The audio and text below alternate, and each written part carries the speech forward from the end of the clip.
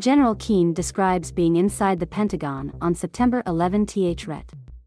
Army General Jack Keane on Friday described his experience inside the Pentagon on the morning of September 11, 2001, as the U.S. approaches 20 years since the attack. The retired four-star general and chairman of the Institute for the Study of War was working as the Army's vice chief of staff under President Bush at the time and was in a meeting when he heard news that two planes had crashed into both towers at the World Trade Center. 39426207. Smoke comes out from the southwest earring of the Pentagon building September 11, 2001 in Arlington, Virginia, after a plane crashed into the building and set off a huge explosion. As Keane and the chief of the operations center discussed why the plane turned away and the procedure for evacuating buildings in Washington, D.C., a plane hit the Pentagon, and smoke filled parts of the building almost immediately.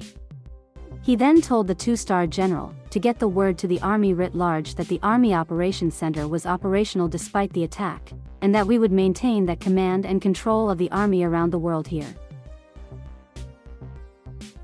Keane and his aide then wet some t-shirts in an office bathroom to prevent smoke inhalation and went to assist people to get out of the building.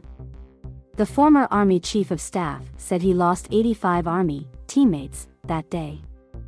In total, 189 people died as a result of the attack on the Pentagon.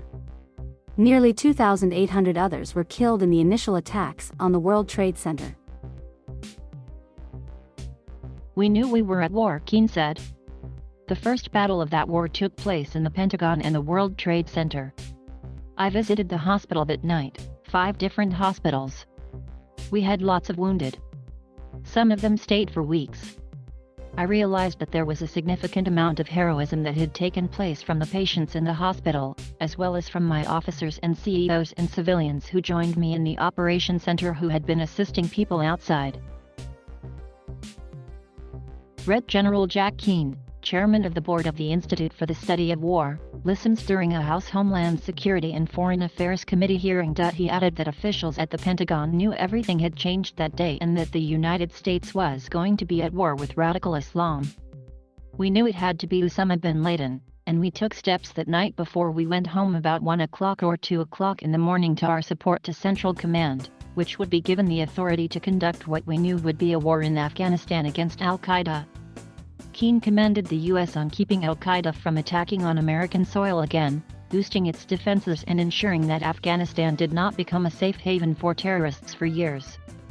He does fear, however, that the risk in Afghanistan has gone up since the Biden administration ordered a complete withdrawal of the military before August 31. "The challenge now," the retired general said, "is whether U.S. officials will be able to keep watch on the development of these radical Islamist groups inside of Afghanistan and also impact them so that they don't grow to a status where they could attack us again. My reflections today are about the victims that we lost," Keane said. "We honor them, and we also honor the 9/11 generation who stood up and wanted to go out to protect America, and protect America, they did.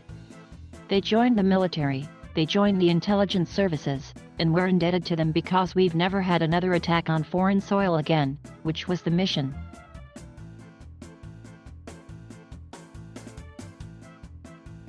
Thank you for watching. Please subscribe